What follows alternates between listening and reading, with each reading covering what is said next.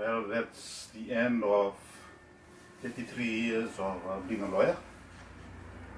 Now that I've been asked to stand for SODELPA in the 2018 general election. Why SODELPA? SODELPA advocates leadership that listens. We need that.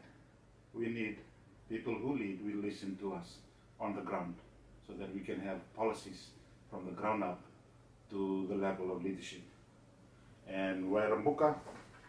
Well, Rambuka, I believe, has been remorseful, and he is putting the people first and is willing to listen, and also is putting God first, which is something that is important to me as a Christian.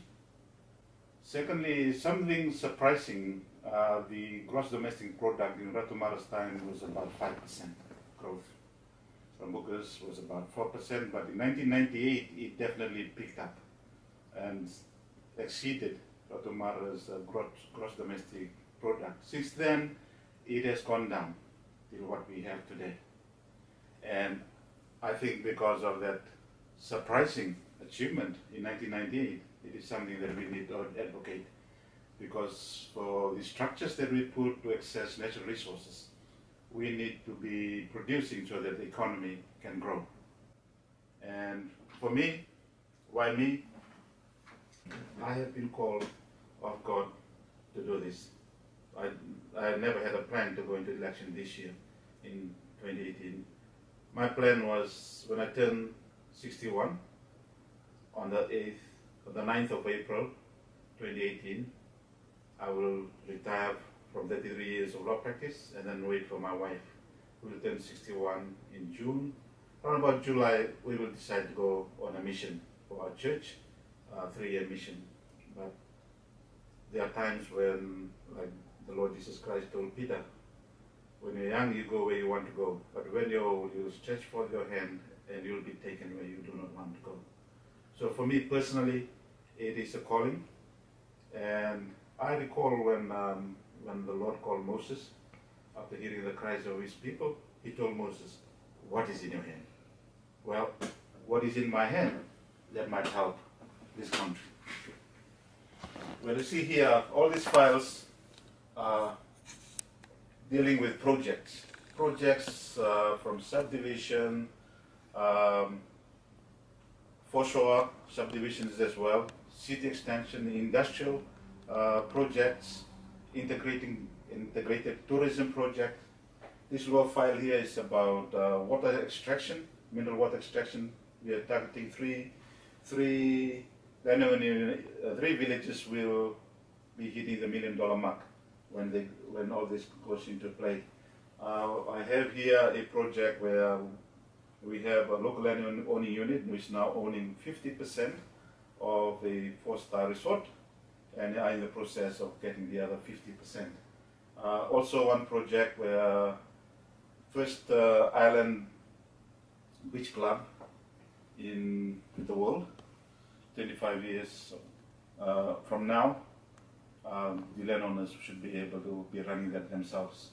Over here we have the Lautoka City Extension Scheme, which is foreshore development, industrial extension towards Ba. Then we have subdivision up in the hills. We are planting agar wood. Agar wood is harvestable 7 years, more expensive than sandalwood. We have sandalwood projects as well that are on the ground. In fact, there is already an association in place. So when you look at this, when you look at our country, we have a lot of villages that are not producing income, and they are not paying tax, but they are asking for certain matters from government. We need our villages to be self-reliant. The United States Congress for Alaska passed a law that made each village a village corporation to go into business. We can do that, whether they go into business as Toktokas or as Matangalis or Yavusas or whatever. When you put in your infrastructure, when you put in your roads that get there, and then what you need is you have your supply from them through their resources, process them, and the containers appear after the processing plant, and then they go to the wharf and out of the country, and our foreign reserves will go up, our GDP should also go up, the spin-offs will also be there. And we have self-reliant people who are contributing to the economy of the country, and not what it is so far as we see today. The world's greatest grandpa is something that has been on my desk for some time now, because I have 16 grandchildren, and with one of my daughters having 2 grandchildren on the way. I had a grandson who came to me with some seeds of sandalwood. So we divided the seeds. I put mine in a jar for remembrance, and he took his to plant. Now he has $15 million worth of sandalwood on the ground, and it is something that can be translated through the family. I took one of my granddaughters, Mary, December 2017, to a nursery, and that is her in the photo with the seedlings of sandalwood in the background. So imagine if you have a district school with a nursery where each child gets, say, 100 plants of sandalwood on the ground when they are 5 years old. This sandalwood can be planted by the mother and father. So here you see Mary's mother planting sandalwood, and there is the father. And we're talking now about February 2018 with 300 plants on the ground, which in 20 years' time would be worth about $300,000. So if every child is able to either go through with their education, and when they finish from university with their degree, have money in their pocket, they can go and become an investor or a capitalist, rather than the usual program of going through school. When they finish from university, they go looking for a job.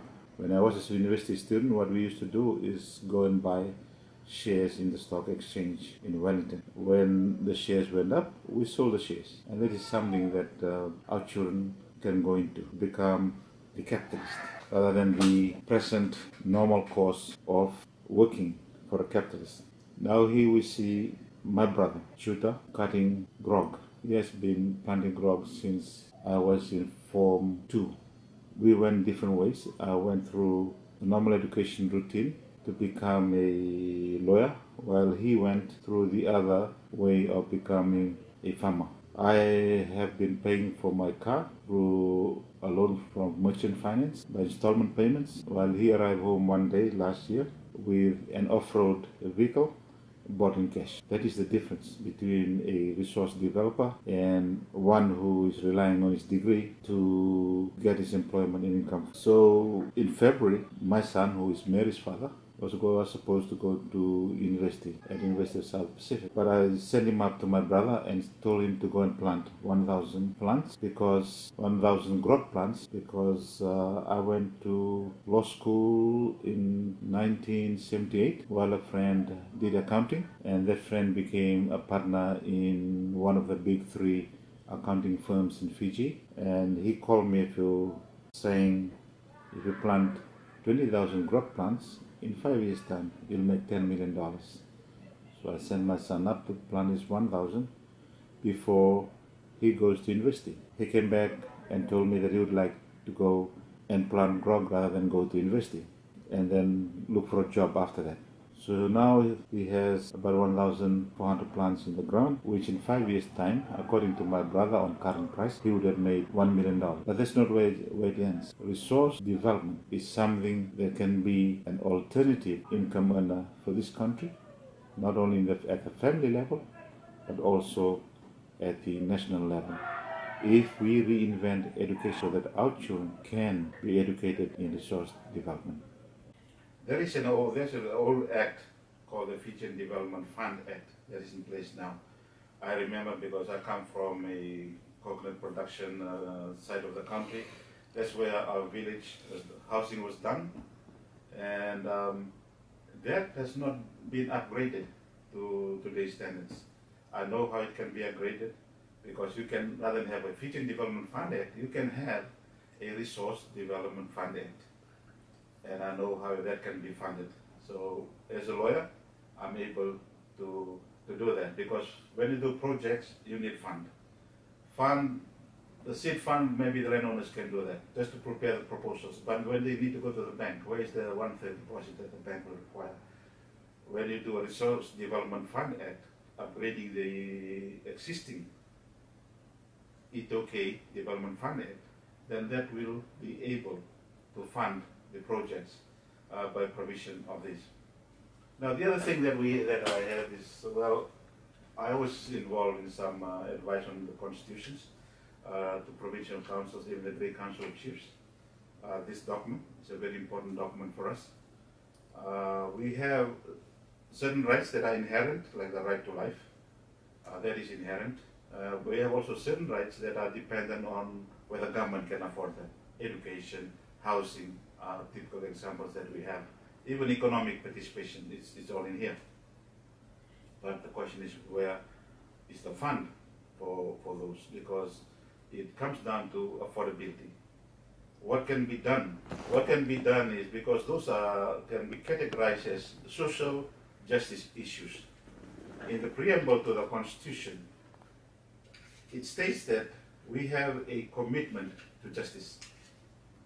And the commitment to justice needs to be funded.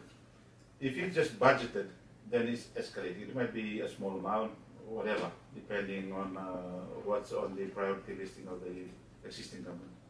But if you set a certain percentage, say 10%, for example, 10% of income that comes to government is set aside as a social justice fund. Now, the United States Congress has a typical example for Alaska. They set aside the Alaska Settlement Fund, so that a certain fund is contributed there. Now, why 10%? Well, I'm a Christian. For those of you who do not know, we have a provision of 10%, so that whatever God gives us, we can use it to serve people, to serve the poor, to serve the needy, and those who need the assistance that the rest of us can have.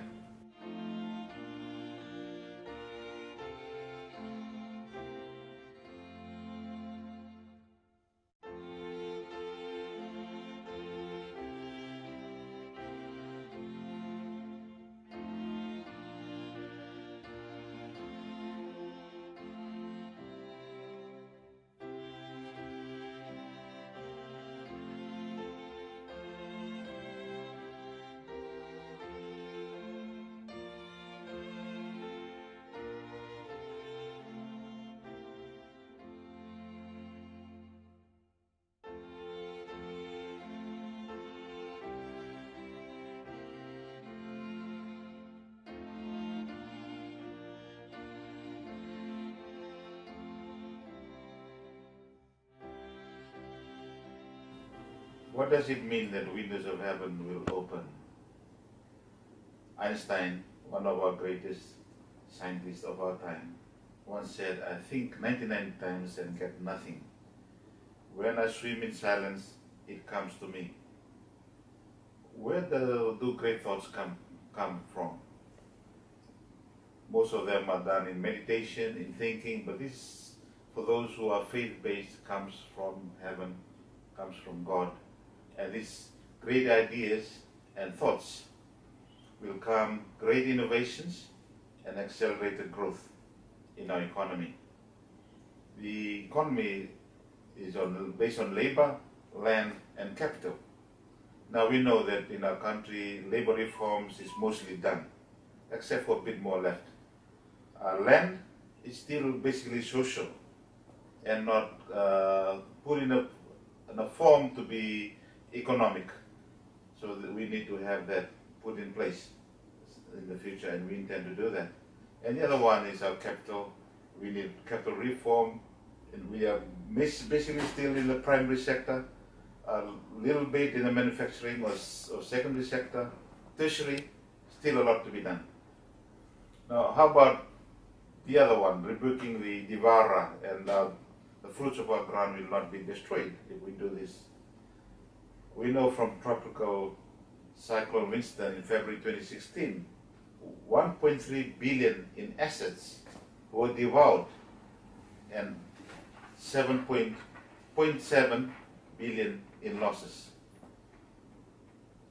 Now, there is nothing to stop hurricanes, cyclones to come. But God has said, try me, and we will find out. The end result is that we as a nation will be blessed, and our debt to GDP ratio will reduce, and people will call our nation blessed. The other matter that we have in the Constitution is now the freehold owners have their titles that are now constitutionalized, apart from what used to exist before as guaranteed by the state on indivisibility of title.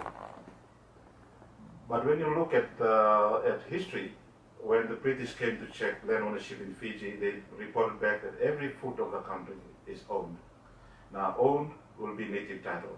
Native title is what is called entail in nature. That means the tail goes to generations in the future. So to have a crown grant, all you do is you cut off the tail and you dispossess future generations. Now those future generations, like for example, we have the Suho people, we have people around the country who have been dispossessed. But their right to compensation, to equitable adjustment that was promised in the deed of cession has not been done. Now surprisingly, the American Constitution, Canadian Constitution, South African Constitution, even for New Zealand under the Treaty of Vuataki Act, they do what is called equitable adjustment. Now the latest, after the Mabo case in Australia, is the Native Title Act, where all that the Aborigines has to prove is that our forefathers owned this piece of land when Captain Cook set foot on our soil. And after that, they get compensated, or what is called equitable adjustment. What is equitable adjustment? For example, for the Tainui in Waikato, they were given an army base and they were given an Air Force base, and they are now using it today. So some lands are given as well as money. Now these are all issues that are subject to affordability. So they will come within what we can afford under the Social Justice Fund Act. And that is something that SODELPA is proposing, and I'm very happy with that. And something that I will also be able to do when it comes to the actual mechanics of those. Now, commitment to justice also requires an independent judiciary.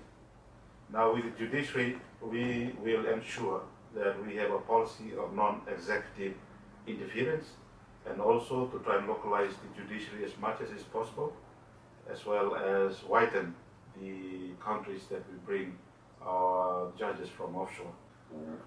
There are also some parts of the Constitution that needs to be upgraded. For example, all of us know that the family is the fundamental unit of society. There is no provision for the family in the Constitution. The Kenyan Constitution has one regarding the family. It defines marriage as between a man and a woman. Our Constitution requires no discrimination for sexual orientation, which means a person can marry his own gender, his or her own gender. But there are certain limitations, that is under the Marriage Act, whether that can be redefined in the Marriage Act. Now these are all issues that can be looked at.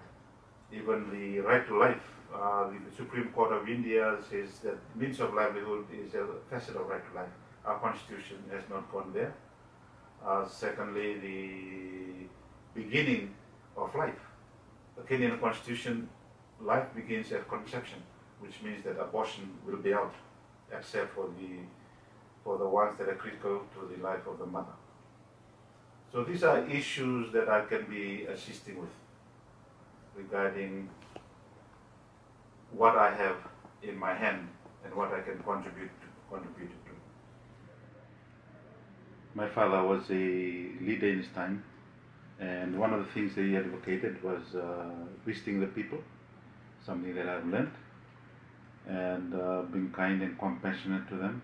And education was something that was very important. He used to take students from our island to their various schools in Mombasa, Tabioni, even to the Wadi, in Lebuka and Natobi for the Queen Victoria School students and Ratkandavlep students, and then to Suba. He was also a businessman, so I learned commerce from him. That is why I've been able to be running a private practice for the last 31 years. Before that, I was in the native land transport.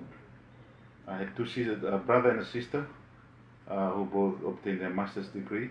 While for me, I decided to do a thesis on resource development.